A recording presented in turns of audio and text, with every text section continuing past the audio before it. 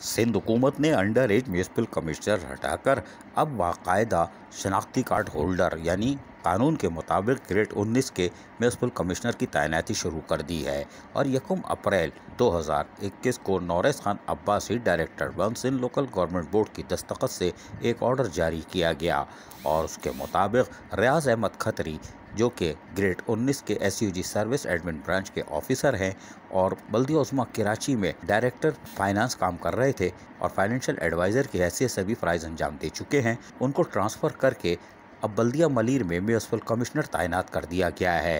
रियाज अहमद खत्री एक फर्शनास ऑफिसर हैं और यकीनी तौर पर मुलाजमीन के मफादात को ये तरजीह देते हैं और ये बड़ी बात है कि मुलाजमीन के मफादात और खुसूसन रिटायर मुलाजमीन के ये हमदर्द हैं। रियाज अहमद खत्री खुश गुफ्तार खुश अखलाक शख्सियत के हामिल हैं और यकीनन बल्दिया मलीर में वो अपने एहसन तरीके से फ़राइज़ अंजाम देंगे, लेकिन हम ये बता दें गोलमाल यहाँ नहीं चलेगा क्योंकि इस मामले में रियाज अहमद खत्री थोड़े से डिफरेंट हैं, तो लिहाजा बाखबर हो जाएं।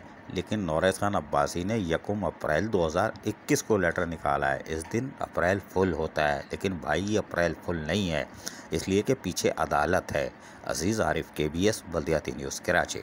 ऐसी ही खूबसूरत वीडियोस फ्यूचर में हासिल करने के लिए रेड बटन पर क्लिक करके और बेल आइकॉन को प्रेस करके हम सबके सब्सक्राइबर बनना मत भूलिए।